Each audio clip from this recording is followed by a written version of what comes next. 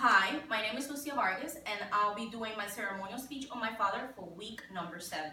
My audience consists of my family, Georgina, my mother-in-law, my mother, Teresa, my daughter, Marilis, my other daughter, Angelica, and my husband, Marcos. My father has always been an inspiration ever since I can remember. There aren't enough words to express how much I miss him and I wish that he was still alive.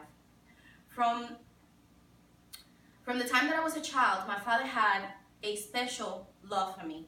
He was very protective and sacrificed everything for my well-being. When I was a little girl, my dad was given a quarter of an acre of land. He wanted to build something for me, so he asked me, "How do you want me to build you a house?" I was only 9 years old, but I knew that I was everything to my father and I wanted to make him proud. So I told him that I was going to be an engineer and that I was going to buy him a really big red truck. As I got older, time passed and I lost interest on becoming an engineer, and I developed a passion for nursing. More time passed and I got married, I had children, and my dream careers were put to the side. Once my youngest child was in elementary school, my desires for becoming a nurse awakened again, but I couldn't find the time or anybody to babysit my kids. I expressed this to my father once, and without hesitation, the man asked me, "What do you need? Just ask me what you need, and I'll be able to help you. As a matter of fact, I'll pay for the degree myself," he said.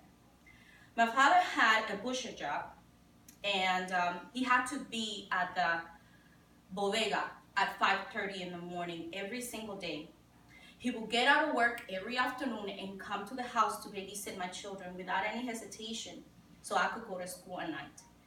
He did this for about 6 months with no complaints, with no hesitation, putting everything aside, including his marriage. He did not care. He only cared about my well-being and that I just accomplish my dreams.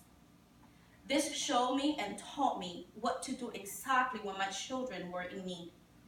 As a mother, I know that when my girls get married and they have their own children, I will always be there to help them just like my father did when I was in need. There was nothing that my father would not do for anyone in need, not just me. Anytime my grandmother or uncles would call, it didn't matter what for, he will always give his undivided attention. He treated his brothers with such an honorable respect that when he will address them as usted or compadre, rather than the regular bro approach.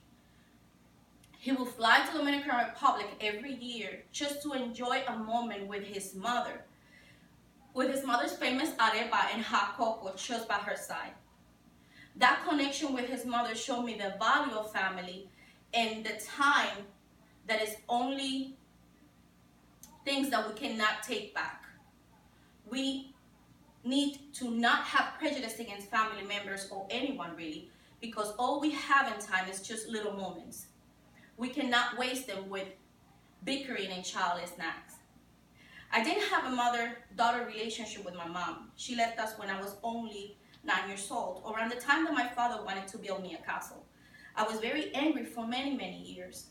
But when my father passed, I realized that I couldn't continue holding on to that anger. I was wasting my time.